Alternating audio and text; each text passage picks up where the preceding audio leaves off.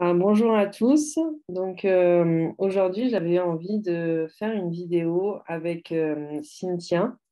On s'est connus grâce à la psychogénéalogie parce qu'on en fait un petit peu toutes les deux. Ouais. Et, euh, et elle a d'autres cordes à son arc que moi, je n'utilise pas. Et puis j'avais envie qu'on développe un petit peu ces autres sujets. Donc du coup, je vais laisser Cynthia se présenter. Merci Sophie. Alors oui, voilà, c'est vrai qu'on s'est connus grâce à la psychogénéalogie. Et je remercie Sophie parce qu'elle m'a donné des petites indications que moi, je n'avais pas. Enfin, voilà, donc j'en profite. Je te remercie encore une fois. Donc moi, voilà, je m'appelle Cynthia. Je suis infirmière de formation à la base depuis 15 ans et sophrologue depuis 2019. Voilà, donc j'exerce sur Olioul, j'ai mon cabinet, je fais des séances aussi en visio. Je suis également thérapeute holistique, mais aujourd'hui, voilà, on va vraiment parler de la sophrologie. J'ai pu remarquer à force de pratique que les personnes ne savent pas trop ce que c'est que la sophrologie. C'est toujours un peu abstrait. On me dit, ah oui, oui, je connais, c'est de la relaxation, c'est de la méditation, mais moi, c'est pas mon truc. J'aime pas trop. Oui, j'ai déjà essayé de méditer, mais c'est pas ça. Et en fait, la sophrologie dans l'inconscient collectif, c'est un peu ça. C'est la relaxation, la méditation. Toi, Sophie, je ne sais pas ce que tu entends dans le terme sophrologie, si c'est la même chose ou si... Moi, j'étais un petit peu aussi dans ça. Après, moi, j'ai fait de la sophrologie avec des professionnels, donc du coup, j'ai vu Ouais, que c'était autre chose. Mais c'est vrai qu'à premier abord, que c'est je ça. découvre la technique, je pensais un petit peu ça aussi, un peu vraiment de la méditation, relaxation un peu guidée. C'est ça, c'est exactement ce qui revient. Je ne peux pas dire à chaque fois, mais dans 90% des cas. Quand les personnes n'ont jamais pratiqué de sophrologie, elles pensent que c'est de la relaxation méditation. Donc en fait, la sophrologie, à l'intérieur de la sophrologie, il y a de la relaxation, mais ce n'est pas que ça. Souvent, c'est présenté ainsi parce que c'est l'exercice qui va prendre un peu plus de place dans la séance, et encore que ça dépend des séances. Donc en individuel, les séances, elles sont en un pour un, donc on s'adapte vraiment à la personne. Et en groupe, effectivement, je pense que quand la sophrologie est faite en groupe, et c'est ce que je fais aussi quand j'ai des groupes, on présente ça comme un moment de relaxation, deuxième partie de séance, parce que c'est ce qui parle à plus de personnes. Sachant qu'en individuel, ce n'est pas nécessaire qu'on ait ce moment de relaxation. On peut faire une relaxation qu'on appelle dynamique, en fait, qui va bouger le corps. Donc la sophrologie, ça fonctionne sur trois axes principalement. Ça va être de la respiration contrôlée, de la détente musculaire et de la suggestion mentale. Donc dans tout ce qui est respiration contrôlée, en fait, on va faire des exercices où la respiration va être dynamique. Soit on inspire, on bloque, on fait le mouvement et on expire. Soit on souffle, on est en apnée vide, on fait les mouvements et ensuite on inspire. Il y a des exercices qui se font en respiration libre, mais voilà, il y a tout ça dans la sophrologie. La détente musculaire, ça va passer par des mouvements du corps. Ça peut être juste des mouvements où on va le faire tout à l'heure, où on pompe et on relâche, et des mouvements où on va contracter, relâcher. La sophrologie, c'est quelque chose de dynamique. C'est pas comme l'hypnose où on reste à écouter, à se détendre et où on est dans l'inconscient. Dans la sophrologie, on est vraiment dans l'état sophroliminal, entre veille et sommeil. On ne travaille pas avec l'inconscient. On Ok, n'est plus vraiment conscient. En fait, on est dans cet état de flottement. Ça va avant de dormir. oui. Voilà. Ouais, c'est ce que j'étais en train de Nos- me dire dans ma tête. C'est ça. On entend encore un peu les bruits extérieurs, mais on est déjà un petit peu plus là. Voilà. Ça va être cet état-là, cet état de flottement. C'est dans cet espace qu'on travaille en sophrologie. Donc, c'est vrai qu'il y a des personnes qui me disent oui, mais moi, j'aime pas trop parce que je veux pas qu'on me mette des idées dans la tête. Bon. C'est l'appréhension qui est un petit peu en hypnose. Après, un hypnothérapeute saura mieux vous expliquer que moi. Mais en sophrologie, la personne est consciente, voilà, Mm. tout le long. Elle Mm. entend ce qu'on dit. Peut arriver qu'elle dorme, ça arrive. Mm. Hein. Quand les personnes sont très fatiguées et qu'on détend le corps, il peut arriver qu'elle dorme, mais dans cet état sophroliminal, la personne, elle est consciente de ce qu'on dit, elle entend, elle peut faire des mouvements, voilà. On ne travaille pas sur l'inconscient en sophrologie. Ça, je pense que c'était un point important à dire. Dans une séance, en tout cas moi, comment je la pratique, la sophrologie, j'ai été formée à l'IFS, donc sur Paris, la fameuse école Aliota, qui forme beaucoup de sophrologues. Cette école m'a beaucoup convenu parce qu'à la base, étant infirmière, j'ai retrouvé la rigueur, voilà, qu'on peut avoir en formation d'infirmière, et ça m'a vraiment beaucoup convenu. Donc, comment je travaille en séance? En séance, on va tout d'abord faire une anamnèse. Donc ça, c'est hyper important pour pouvoir adapter la séance à la personne. C'est juste indispensable.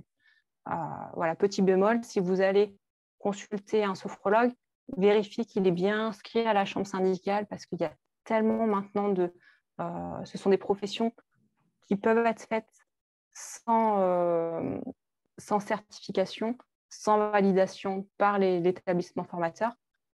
Donc, c'est un point important. Voilà. Vérifiez que votre sophrologue est inscrit à la chambre syndicale. Après, la certification, c'est un plus ou pas, selon comment on se place. Pour moi, elle n'est pas... bon, je l'ai, hein, mais je pourrais aller voir un sophrologue qui n'est pas certifié et qui travaille depuis quelque temps, qui a fait ses preuves et dont le bouche à oreille fonctionne. Voilà. Moi, j'ai voulu la passer parce que voilà, ça fait partie de ce que je voulais. Je voulais terminer le parcours jusqu'à la fin et j'ai passé la certification. Mais vous pouvez très bien aller chez un sophrologue qui n'est pas certifié, mais faites attention, voilà, qui suit quand même l'école qui l'a formé avec une méthodologie vraiment sophrologique, qu'elle soit caïcédienne ou non caïcédienne. Donc, je ne vais pas aller dans les détails caïcédo, non caïcédienne. Ça reste de la sophrologie. Voilà. J'ai testé les 2 méthodes, les 2 sont tout aussi bien. Donc, voilà, il n'y a pas de meilleure ou de moins bonne méthode. Ça dépend de chacun, de ce qu'on va aller chercher. Donc, je reviens sur comment je travaille. Je travaille avec des objectifs. Voilà. Donc, on fait une anamnèse. La personne vient me voir et elle va me dire, voilà, bah, moi, en fait, j'aimerais réussir à gérer mon stress. OK. On fait l'anamnèse, on pose un objectif et les séances vont être construites de façon comme si on montait les marches d'un escalier. Première séance, voilà, on va travailler sur un petit objectif qui va apprendre à gérer le stress. Deuxième séance, on fait un autre objectif qui va avoir pour résultat à la fin de gérer le stress. Troisième séance, etc. Ce que je dis en sophrologie, c'est que généralement, il faut quand même minimum 5 séances pour pouvoir atteindre son objectif. Pourquoi? Parce que la base de la sophrologie, c'est la répétition. On appelle répétition vivencielle. Plus on va faire les exercices, plus on va les pratiquer, plus le corps va avoir des ressentis et plus on aura des prises de conscience. Et c'est ça qui va nous aider dans le changement du quotidien. Oui. La personne doit être vraiment actrice de son accompagnement. Voilà. Du coup, tu donnes des exercices entre chaque rendez-vous? C'est ça. Alors, comme je leur dis, on n'est pas à l'école. Moi, je ne vais pas vérifier s'ils ont bien fait leur exercice à la maison, s'ils ont réécouté les sophros. Ce que je fais, c'est que je reste quand même dans un cadre. Après, ça va dépendre des sophrologues. Ça, c'est ma méthode de travail. Et tous les sophrologues ne sont pas obligés de faire ça. Vraiment, c'est voilà. Chaque sophrologue fait à sa façon. Moi, ce que j'ai fait, c'est que j'ai donc des petits carnets d'accompagnement. C'est-à-dire que quand la personne vient en accompagnement individuel, je lui donne ce carnet qui va le suivre tout au long de son accompagnement. Donc, ça reprend ce que c'est que la sophrologie, à quoi ça sert, sur quoi on peut travailler. Et en fait, à chaque séance, elle va noter les exercices qu'on aura fait, ses ressentis. Et en interséance, en fait, entre chaque séance, je lui donne les exercices à coller. Donc, c'est des petites fiches comme ça, comme à l'école.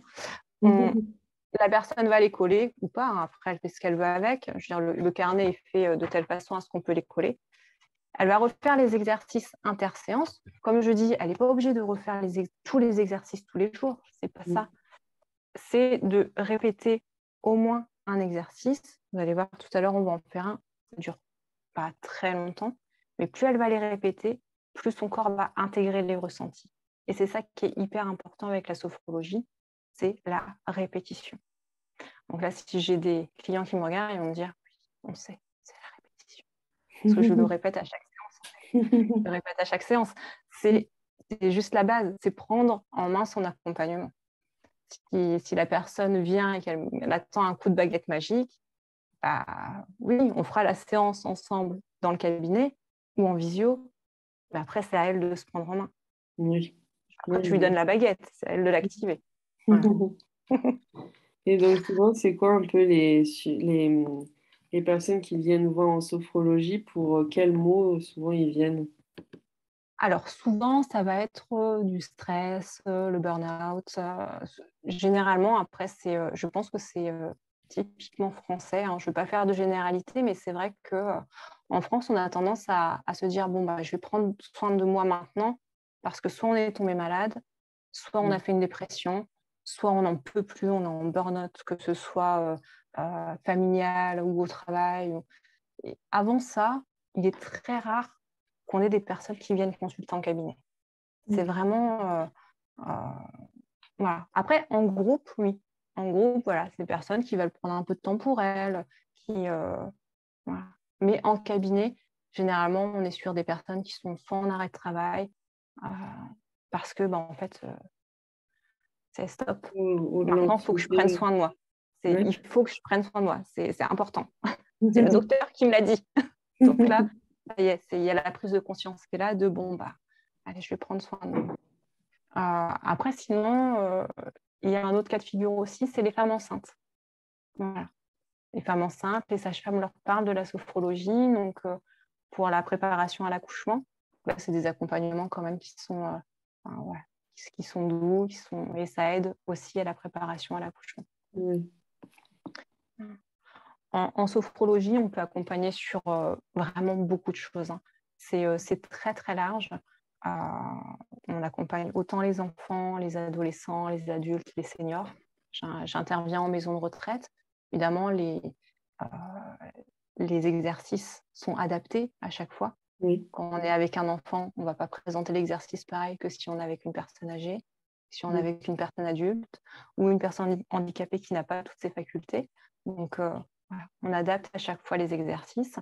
On peut travailler sur ce qu'on appelle de l'amélioration du quotidien. Donc là, on est vraiment sur, on peut apparenter ça un peu à du développement personnel.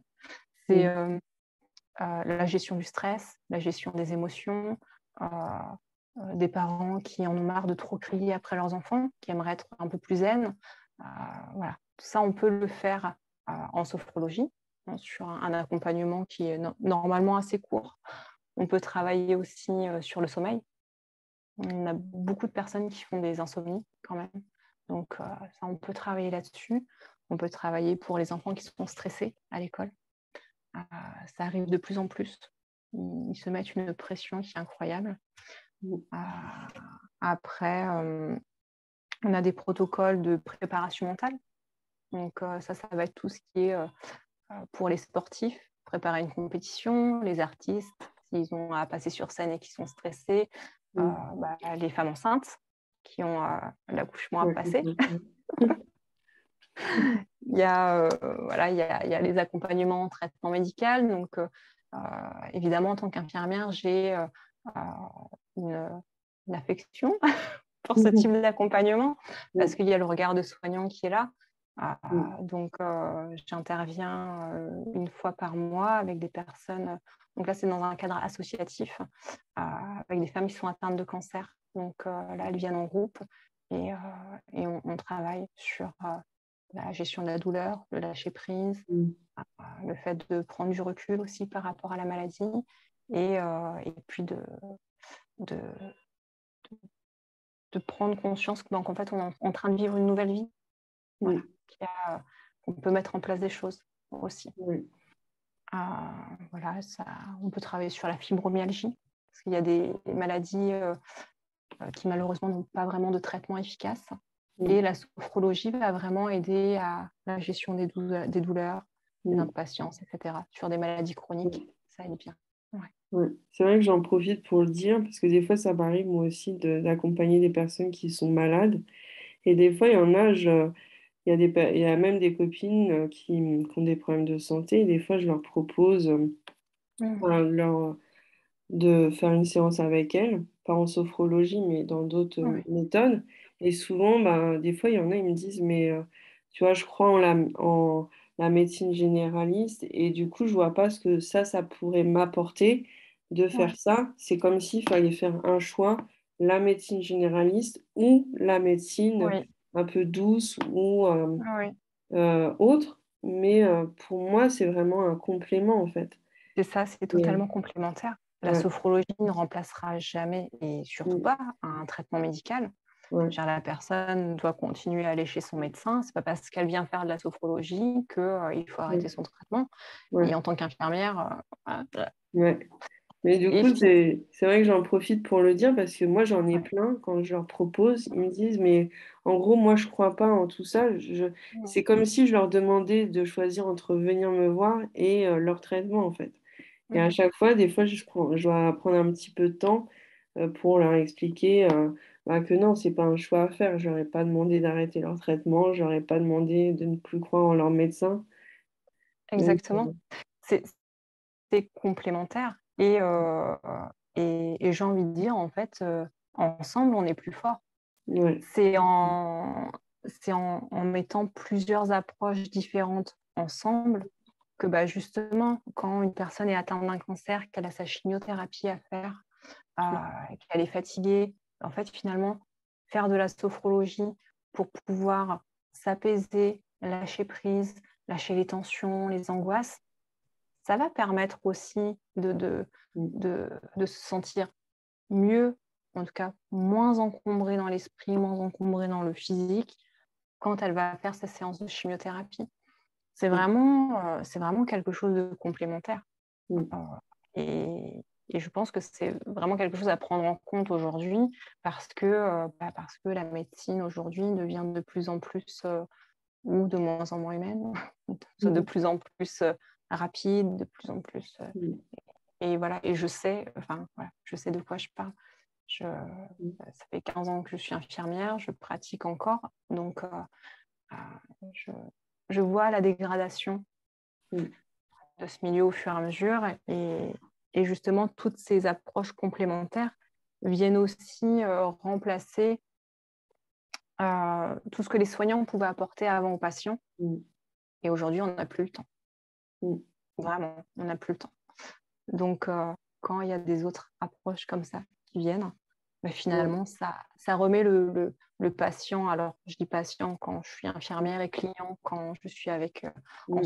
en sophro, ça remet vraiment le patient, le client au centre Mm. et pas à Mm. la périphérie. Mm. Je pense que oui. On peut faire aussi des accompagnements, j'ai oublié quelque chose, sur les comportements pathologiques. Donc là, ça va être tout ce qui est un peu phobie. Ouais. Tu sais, peur de l'avion, peur des prises Ouais. de sang, parce que ça Mm. arrive, des addictions. Alors sur les addictions, c'est un peu plus... voilà.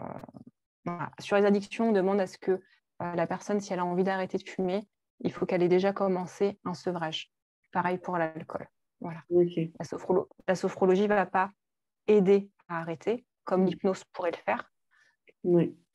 Ça va aider à gérer les pulsions qui Ouais. pourront arriver après. Voilà. Ouais. Voilà, il y a un petit bémol par rapport à ça. Ok. Mais par exemple, si on doit prendre un avion qu'on n'a pas le choix et qu'on a peur, bah on peut. On peut faire une séance de sophro ou plusieurs, voilà, selon le temps. Oui. Ça m'arrive des fois d'avoir des clients qui m'appellent.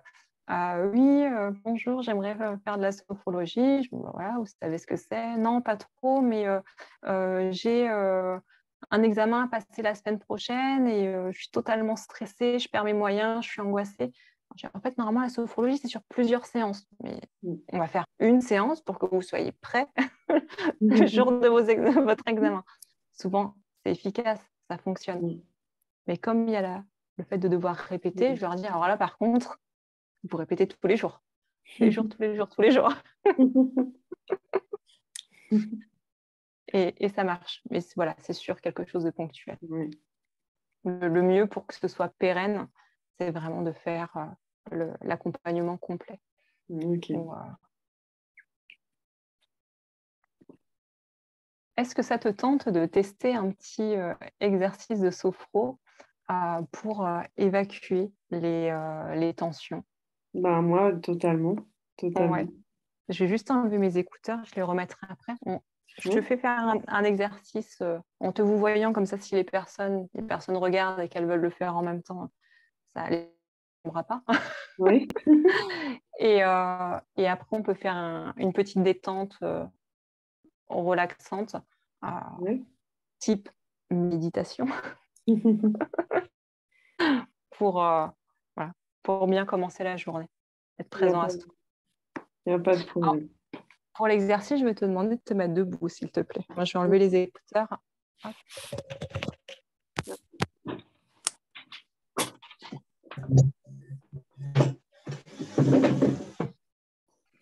Est-ce que tu me vois bien? Oui, je le vois bien. Ah. Donc là, l'exercice qu'on va faire, il s'appelle le pompage des épaules. C'est vraiment, à chaque fois que je le présente, je dis c'est la base. Voilà. Pour moi, cet exercice, c'est la base. C'est la base pour pouvoir évacuer les tensions ou les angoisses. Quand on se sent énervé, on va 3 minutes aux toilettes, on fait l'exercice, on ressort, ça va mieux. Donc là, dans cet exercice, je vais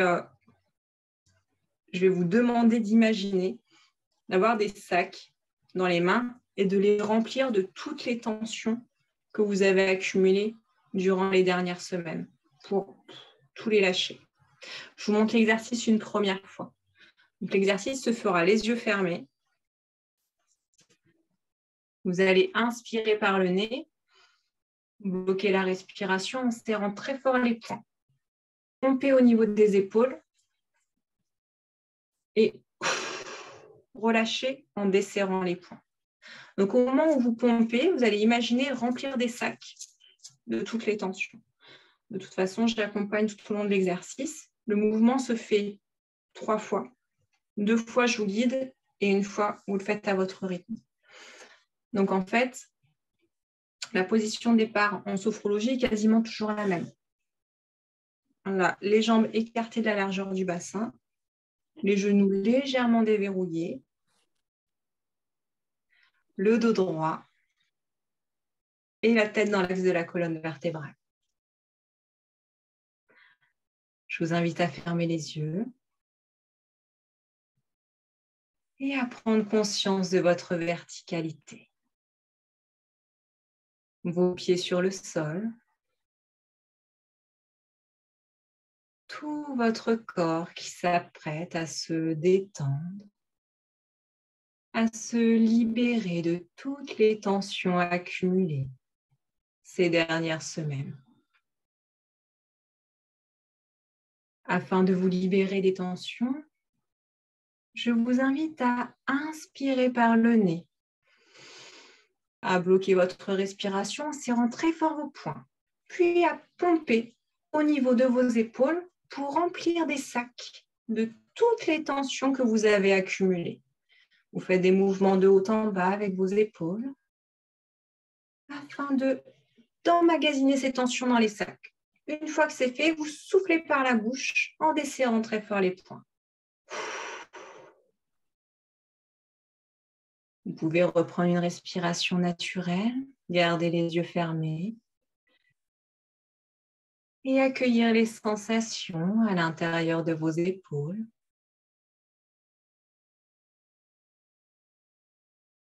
Prenez conscience du mouvement que vient d'effectuer vos épaules.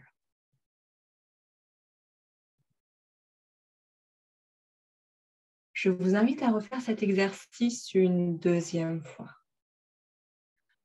Inspirez par le nez. Bloquez votre respiration, serrant très fort vos poings.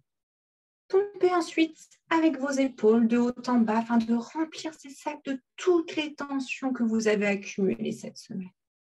Vous les mettez dans le sac, dans les 2 sacs. Et une fois que vous avez terminé, vous soufflez par la bouche pour relâcher ces sacs au sol. Desserrez les poings. Reprenez une respiration naturelle. Et gardez les yeux fermés afin d'accueillir les sensations à l'intérieur de vos bras, de vos mains.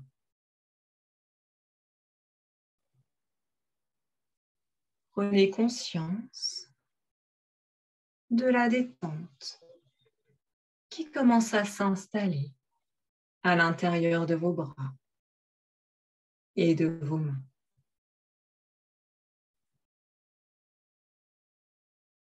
Je vous invite à refaire cet exercice une 3e fois et à votre rythme pour vous libérer des dernières tensions que vous avez accumulées.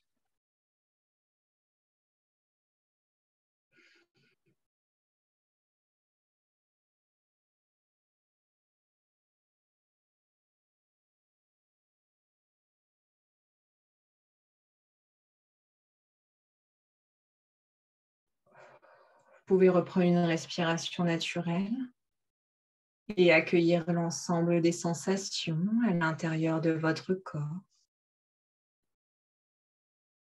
de votre tête, de votre buste, de vos jambes. Prenez conscience de votre capacité à vous libérer totalement des tensions accumulées.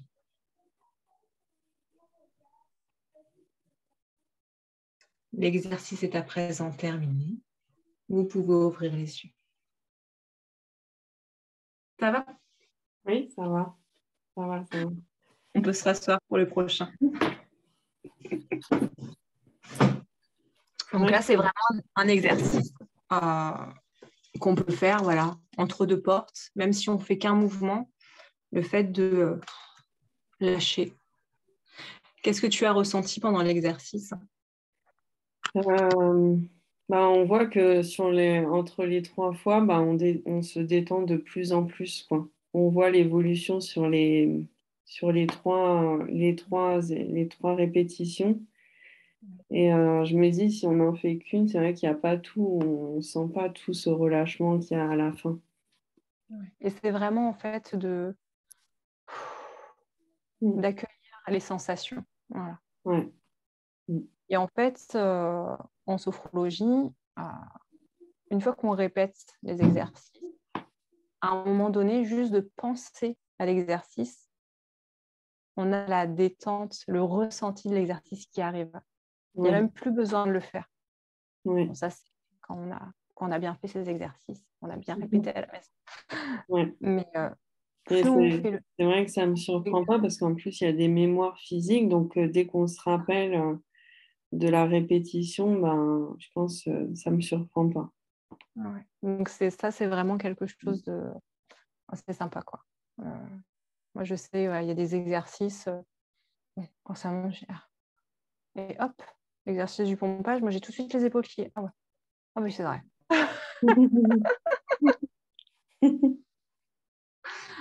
Alors là, si tu as envie, pareil, on va faire un petit exercice juste de détente du corps. Voilà. Par un scan, vraiment pour se détendre et se concentrer sur la respiration.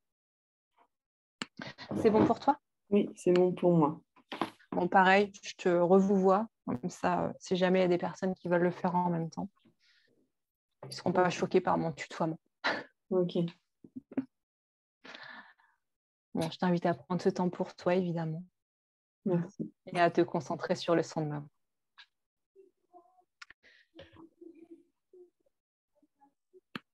Je vous invite à présent à fermer les yeux et à vous mettre à l'écoute de votre corps.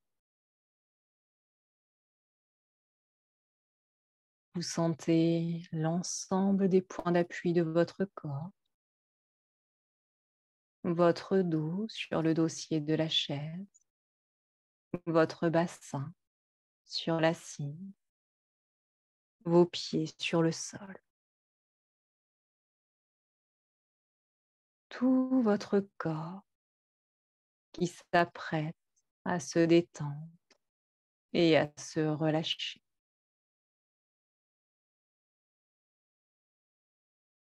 Afin de goûter à cette sensation de détente et de relâchement, je vous invite à imaginer sur le sommet de votre tête un point de détente. Ce point de détente permet à votre crâne de se relâcher. Et vous sentez peu à peu la détente qui se diffuse à votre front, vos tempes. Vous percevez l'ensemble des muscles de votre front se détendre, se relâcher. Je vous invite à présent à imaginer ce point de détente entre vos sourcils. Vous l'imaginez grandir de plus en plus afin de lisser cette ligne, de la détendre, de la relâcher.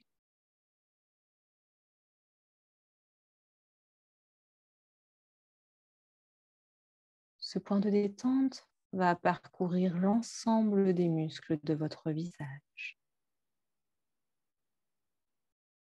Vous relâchez à présent vos paupières, vos joues, vos pommettes. Vous relâchez les ailes de votre nez, vos mâchoires. Et posez à présent votre langue naturellement à l'intérieur de votre bouche. Vous prenez conscience à présent que votre visage est complètement détendu et relâché.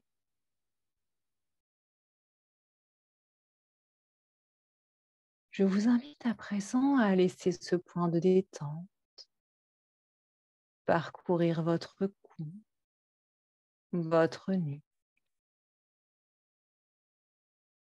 Vous relâchez l'ensemble des muscles de votre cou,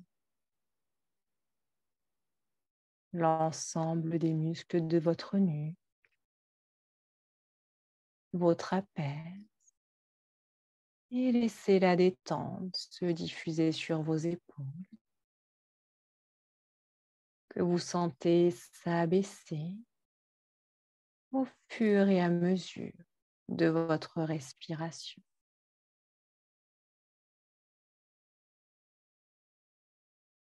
Vous laissez la détente se diffuser maintenant dans vos bras, vos coudes, vos avant-bras, vos poignets, vos mains et jusqu'au bout de vos doigts.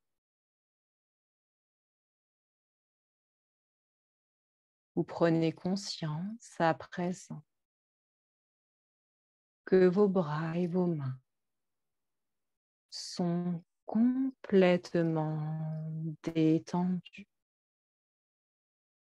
et relâchés.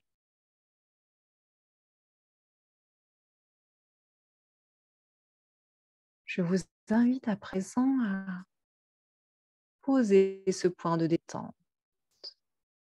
dans le haut de votre dos et à le faire descendre jusqu'en bas de votre colonne vertébrale. Vous relâchez ainsi l'ensemble des muscles de votre dos, du haut de votre colonne vertébrale jusqu'en bas.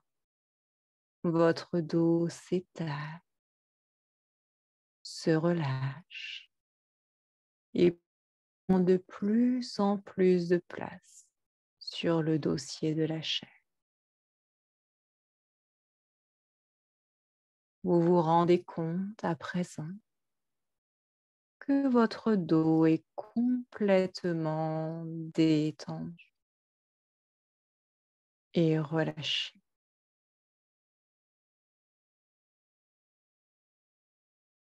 Je vous invite à présent à poser ce point de détente sur votre poitrine, votre thorax, à le laisser détendre l'entièreté de votre cage thoracique. Vous sentez l'air qui entre et qui ressort de vos poumons, les battements calmes et réguliers de votre cœur. Ce point de détente qui continue son chemin jusqu'à votre ventre, en détendant l'entièreté de vos muscles abdominaux. Ce point de détente se diffuse à présent dans votre bassin. Il relâche vos muscles fessiers, vos hanches, votre périnée.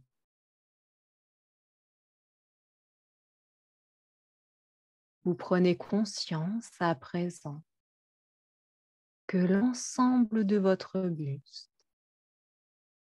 est complètement détendu et relâché.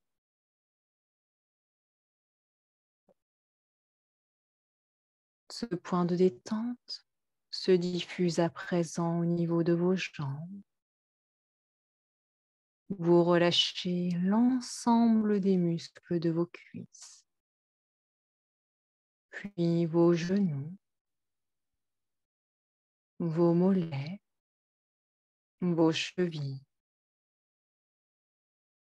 Vous relâchez vos pieds, vos orteils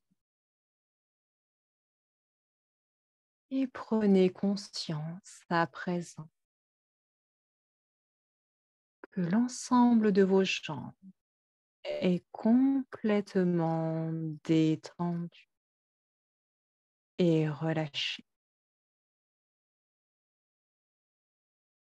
Vous prenez conscience que l'ensemble de votre corps est à présent complètement détendu et relâché. Je vous invite à présent dans votre corps détendu, relâché, à prendre quelques instants pour observer le trajet de l'air à l'intérieur de votre corps. Percevez l'air qui entre à l'intérieur de vos narines. Sentez cet air frais juste au bord de vos narines qui entre dans tout votre corps et jusqu'à vos poumons.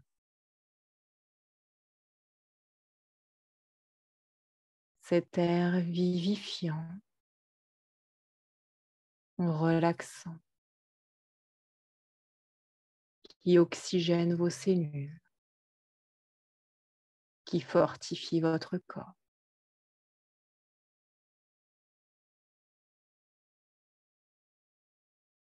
Observez à présent cet air qui ressort de votre corps.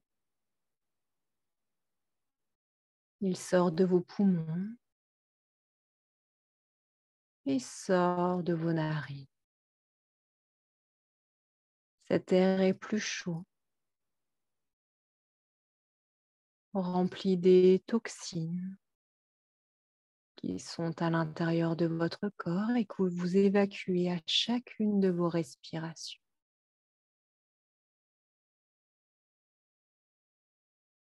Observez cette mécanique magique qui se fait sans qu'on y fasse attention au quotidien. Prendre le temps, quelques instants, de se poser et d'observer cette mécanique magique que nous offre notre corps.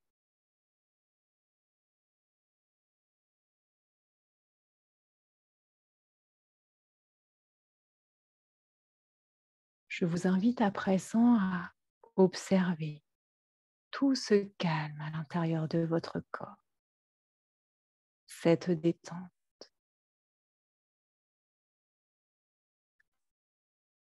Sachez que cette détente fait partie de vous,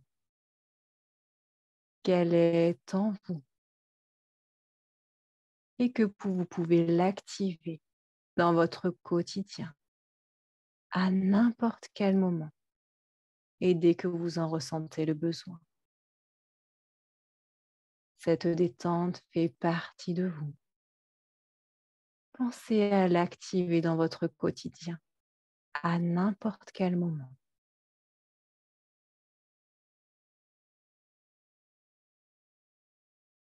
Je vous invite à présent à reprendre contact avec les points d'appui de votre corps, votre dos sur le dossier de la chaise, votre bassin sur l'assise, vos pieds sur le sol. Vous pouvez imaginer la pièce dans laquelle vous êtes installé, reprendre contact avec les bruits extérieurs. Commencez à bouger vos mains, vos pieds, à vous étirer, bâiller si vous le souhaitez. Et lorsque vous vous sentez prêt, prête, je vous invite à ouvrir les yeux. Ça va? Oui, ça va. Alors, quel ressenti? Ben, franchement, ça détend bien. C'est vrai qu'en plus, on est le matin, donc commencer la journée comme ça, c'est agréable. Oui, c'est Ouais. sûr, oui. Il y a pire. En plus, comme moi, j'aime bien l'imagination et tout, bah, ça part vite avec le son de la voix. Mm. Euh, Donc là, c'est vraiment la base pour ouais. la détente. Et après ça, on fait soit de la visualisation, soit des exercices où on va encore bouger le corps, mais avec une intention particulière. Voilà. Donc, la sophro, c'est pas que ça. Oui. Ah, c'est aussi l'exercice qu'on a fait avant, c'est C'est tout ça. ce que tu Voilà. nous as expliqué, c'est tout l'ensemble de plusieurs choses. Ouais. Et par contre, donc, l'expression des ressentis fait partie intégrante Ouais. de l'accompagnement sophrologique. Mm. C'est pour ça que c'est important d'exprimer ce qu'on a ressenti, etc. Ça permet de bien l'ancrer. Oui. Ouais, c'est important. Mm. Ben, merci en tout cas pour Avec plaisir. Merci à toi. ce cadeau que tu nous as fait. Avec grand plaisir. Ça sera une première sur ma chaîne de rajouter des exercices dans ces échanges de femmes. Donc, Ok. ça a été un plaisir de le faire avec toi. En tout cas, Merci. ce type d'exercice. Donc, j'ai été ravie, ça a été très agréable. Donc, je ne sais pas si tu as d'autres choses à rajouter. Bah, moi, ça va. Après, si les personnes ont des questions, voilà, elles les poseront en Oui, dessous de la vidéo. J'y répondrai avec grand plaisir. Et voilà, c'était pour présenter, un peu promouvoir la sophrologie oui. dans ce qu'elle est réellement. Mm. Bah, Et c'est pas vrai que savoir. j'avais jamais fait de vidéo sur la sophrologie. Puis là, en septembre, j'avais envie de reprendre ces échanges avec les femmes. Et du coup, j'ai repensé à toi et je me suis dit, mais tiens, ça serait une belle occasion d'en parler parce que, comme moi, je sais, j'ai essayé, j'ai vu que c'était autre chose. J'ai eu, comme on disait au début de la vidéo, on a cette croyance que c'est juste de la méditation. Et des fois, on se dit, bah, pourquoi j'irais voir un sophrologue? Soit je suis pas réceptive. Des fois, il y a des croyances de dire je suis pas C'est réceptive. ça. Ou il y en a aussi tellement sur YouTube, sur les méditations. Donc, on se dit, quel intérêt, en fait, quel intérêt d'aller Mm. voir un sophrologue. Donc, c'était vraiment pour découvrir que ça va plus loin, que ça va C'est ça, plus mais loin. complètement. C'est vraiment un accompagnement en un pour un et on travaille sur un objectif pour la personne. Donc, Ouais, c'est c'est complètement différent que d'écouter des méditations guidées ouais, sur YouTube. ouais. Donc, voilà. Ben, j'étais ravie, en tout cas, de la faire avec toi. Dans tous les cas, je mettrai tes réseaux en dessous la vidéo. Donc, pour les personnes qui veulent poser des questions en dessous la vidéo, ils sont libres de le faire. Mais aussi les personnes qui ont envie d'aller vers toi pourront, parce que je mettrai toutes tes informations sous cette vidéo-là. Ah, ok. Bah, merci beaucoup. Voilà. Ben, du coup, merci à tous et puis à très vite pour une prochaine vidéo. Merci.